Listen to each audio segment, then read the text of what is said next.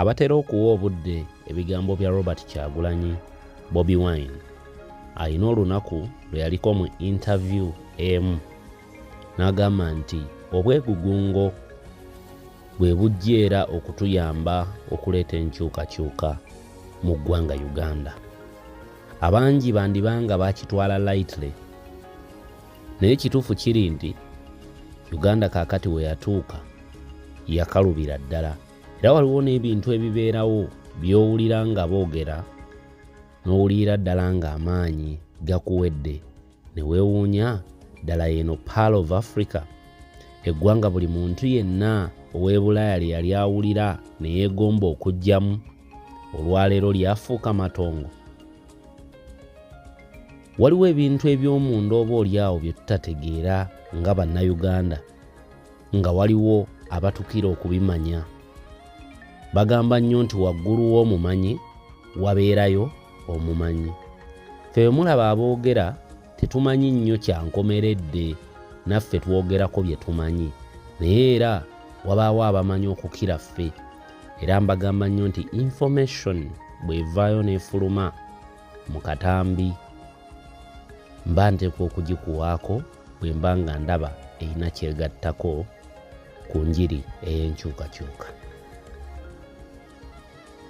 Obadde okimanyi bulungi nnyo nti nga gavumenti eri mu lukwe lwa kunyagulula abantu ba Karamoja na kubagoba ku mataka gaabwe, abantu abo babadde bali mu kufanjala, era nga gavumenti tefuddeeyo kulondoola ngeri ki gyegenda kubajunamu, wabula ng'efaayo ku ngeri ki gyegenda okubatwalako amataka, kubanga baategeera nti mu ttaka ly'e Karamoja mulimu eby'obugagga eby'omu ttaka bye nabamenyera omuli copper, cobalt n'ebintu ebirala ebiri mu ttaka eryo. Era n'amagye gonna agabadde gayungulwa okutwalibwa eyo gabadde gagenda lwa bigendererwa bya bugagga bya mu ttaka ebiri eyo. Nina akatambi kendabyeko nga tukyakaaba poor education mu ggwanga Uganda. Waliwo ate munnanga abali privileged, waliwo bo bali nga bayina kye bafunyemu nga tewali na mbeera we banyigira. But at the end of the day wootegeerera era ogenda okufundikira olugero gye luggweera nga be abaana ab'omu famire efuga eggwanga Uganda. Kyenva mbagamba nnyo nti linda kiggweyo yafumita mboobo. Buli lunaku lwe tulinda nga tukyali mu nfuga eno eya gavumenti eno, ffenna kijja tutwalira wamu, ffenna kijja kutunyigira wamu, era ffenna tujja kufoolinga victim olw'enfuga embi eya gavumenti eno. Bw'owulira ebyafaayo n'ebigambo ebyogerwa ku bakulu mu gavumenti, ebikolobero bye bakola, bw'owulira ebyayogerwa mu mwaka gwa 2016 Janat Kataha bye yagamba abantu b'e Karamoja n'okompeyaringa n'embeera gye balimu olwaleero, owulira ddala nga oyina kukaaba bukaabi, tewali kirala. Naye mujjukire ebigambo bye ntandikiddemu. Obwegugungo n'okulaga obutali bumativu y'engeri yokka egenda okuleeta enkyukakyuka mu ggwanga Uganda, tewali ngeri ndala. Ebigambo ebyo Bobi Wine yabinyumya lwe yanarratinga ekyamutuukako mu Arua nti temuba kwegugunga, yalibadde mufu olwaleero. Kambaho obutambi buno nange ninawe lwe bimpitirirako ne ngamba mbitandikirewo okubitebya. Tutambudde ne Sheikh Ashraf omulombi w'edduwa, munoonyeko ku nnamba ye. Gwalina embeera gy'oyitamu etali nnungi, akulombere ku dduwa embeeredde mu nteeko. Mbaagala nnyo, kambalekere bino mubiwulire tuddiŋŋane. You are the head of state. You control government. Yes, sir. Your wife is the Minister of Education. You and your wife, who oversee the government, are paying 10,000 shillings for a year for education of a young Ugandan. But you give state house scholarships, which you control, you and your wife, you control scholarships for a few, where you pay,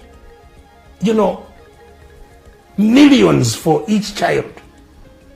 From primary, I've been talking about there is a school, an exclusive school in Kanyariero, in Chiruhura, boarding school, free from primary to senior 6. Go and ask whether the teachers in that school are paid according to the rates of the teachers of the of UPE schools.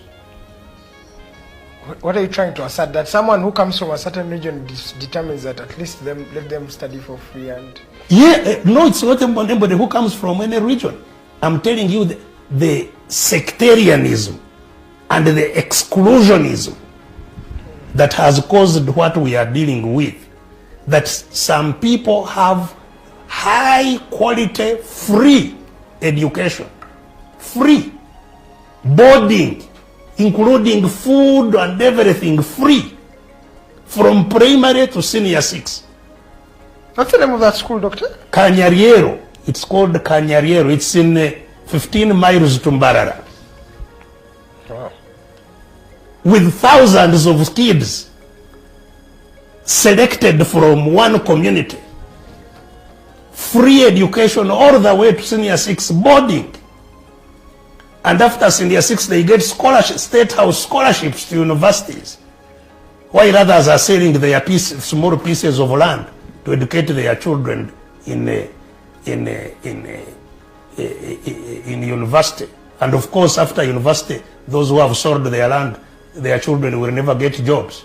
It is very clear to all Ugandans that the NRM regime is a scam. It is their policy is just about thuggery, and no good thing can be done. They have reached, they are now operating from their depth, and they are naked in terms of their hidden intentions. I know that they are very highly educated and they can give good oratory speeches from good people, but their intentions are now known. It is just a grabbing mechanism. Before I go to OPM and other scandals, I find that, we have been scandalized enough by the corruption of NRM regime. But to steal from the poorest of the poor, to steal from the extremely poor and disadvantaged Karamoja, for me is the risk that we should take as a country.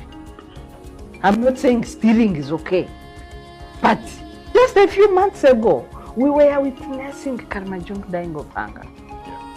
We were watching live skeletons on TV as a population, and we were wondering how it was possible for that kind of negligence, to the extent that people starve to death and we are doing nothing as a country.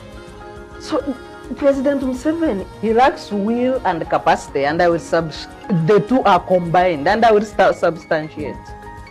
Because of his greed for power, his only concern is reality. It is not the conduct of people that serve under him. And isn't it therefore right to conclude that President Museveni and his cabinet no longer have common sense?